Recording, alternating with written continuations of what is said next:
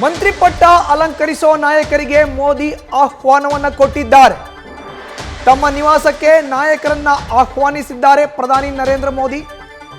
ಪ್ರಧಾನಿ ನಿವಾಸಕ್ಕೆ ಆಗಮಿಸ್ತಾ ಇದ್ದಾರೆ ಸಂಭಾವ್ಯ ಸಚಿವರು ಅಮಿತ್ ಶಾ, ಜೈಶಂಕರ್, ಹರ್ದೀಪ್ ಪುರಿ, ನಿರ್ಮಲಾ ಸೀತಾರಾಮನ್, ಆರ್ಎಲ್ಡಿ ಪಕ್ಷದ ಜಯಂತ್ ಚೌಧರಿ, ಎಲ್ಜೆಪಿ ಪಕ್ಷದ ಚಿರಾಗ್ ಪಾಸ್ವಾನ್, ಜೆಡಿಯು ಪಕ್ಷದ ರಾಮನಾಥ್ ನರೇಂದ್ರ ಮೋದಿ ಅವರ ನಿವಾಸಕ್ಕೆ ಎಂಟ್ರಿಯನ್ನು ಕೊಟ್ಟಿದ್ದಾರೆ.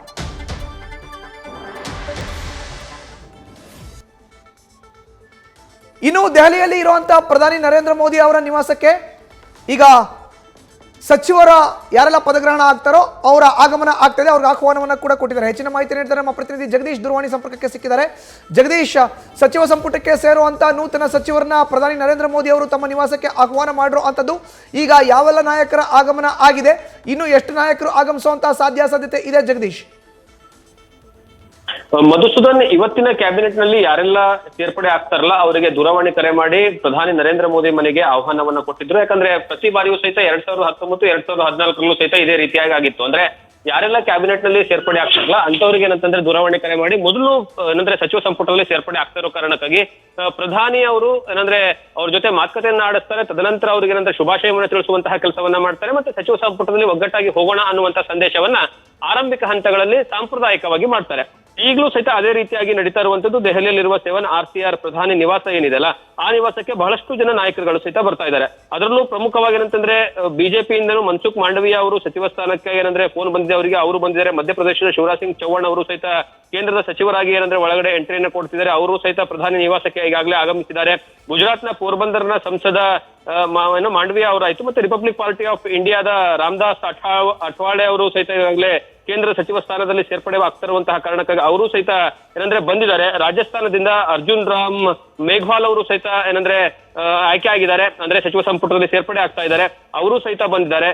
ಮೇಘ್ವಾಲ್ಗೆ ಬೆಳಗ್ಗೆ ತಾನೇ ಏನಂದ್ರೆ ಕರೆ ಮಾಡಿ ಏನಂದ್ರೆ ನೀವು ಸಚಿವ ಸಂಪುಟದಲ್ಲಿ ಇರ್ತೀರಿ ಅಂತ ಹೇಳಿದ್ರು. ಹಾಗಾಗಿ ಅವರು ಸಹಿತ ಈಗಾಗಲೇ ಪ್ರಧಾನಿ ನಿವಾಸಕ್ಕೆ ಆಗಮನವನ್ನ ಮಾಡಿದ್ದಾರೆ. ಇನ್ನು ಟಿಡಿಪಿಯ ಪಕ್ಷದ ನಾಯಕರಾಗಿರ್ತಕ್ಕಂತಹ ರಾಮಮೋಹನ್ ನಾಯ್ಡುಗೆ ಏನಂದ್ರೆ ಬೆಳಗ್ಗೆ ತಾನೇ ಕರೆ ಬಂದಿದೆ ಅನ್ನುವಂತಹ ಸಂದೇಶ ಬಂದಿತ್ತು. ಅದು ಈಗ ಅಧಿಕೃತವಾಗಿ ಆಗ್ತಾ ಇದೆ.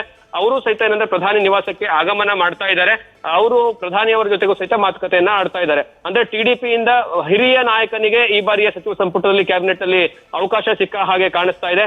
ಮತ್ತೆ ಚಂದ್ರಶೇಖರ್ ಪೆಮ್ಸಾನಿಗೂ ಸಹಿತ ರಾಜ್ಯ ಖಾತೆ ನೀಡಿಕೆಯ ಏನಂದ್ರೆ ಭರವಸೆ ಇತ್ತು. ಅವರು ಸಹಿತ ಏನಂದ್ರೆ ಪ್ರಧಾನಿಯವರ ನಿವಾಸಕ್ಕೆ ಬಂದಿದ್ದಾರೆ. ಇನ್ನೊಂದು ಬಹಳಷ್ಟು ಇಂಪಾರ್ಟೆಂಟ್ ವಿಚಾರ ಇಲ್ಲಿ, ಜೆಡಿಯು ಪಕ್ಷದಿಂದ ಯಾರಾಗ್ತಾರೆ ಅನ್ನುವಂತಹ ಪ್ರಶ್ನೆಗೆ ಕೊನೆಗೂ ಸಹಿತ ಏನಂದ್ರೆ ಉತ್ತರ ಸಿಕ್ಕಿದೆ. ಜೆಡಿಯು ಪಕ್ಷದ ರಾಮನಾಥ್ ಠಾಕೂರ್ ಈ ಬಾರಿಯ ಸಚಿವ ಸಂಪುಟದಲ್ಲಿ ಇರ್ತಾ ಇದ್ದಾರೆ. ಹಾಗಾಗಿ ಅವರು ಇರುವಂತಹ ಕಾರಣಕ್ಕಾಗಿ ಇವತ್ತು ಪ್ರಧಾನಿ ನರೇಂದ್ರ ಮೋದಿ ಅವರು ನಿವಾಸಕ್ಕೆ ಬಂದಿದ್ದಾರೆ.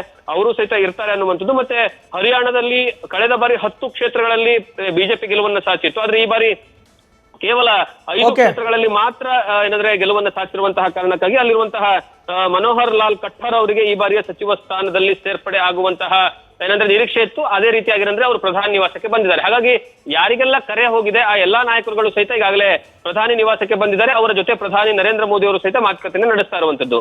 ಮಧುಸೂದನ್, ಧನ್ಯವಾದ ಜಗದೀಶ್ ನಿಮ್ಮ ಮಾಹಿತಿಗೆ. ನ್ಯೂಸ್ ಫಸ್ಟ್, ನಿರ್ಭೀತಿಯಿಂದ ನಿಮ್ಮ ಪರವಾಗಿ.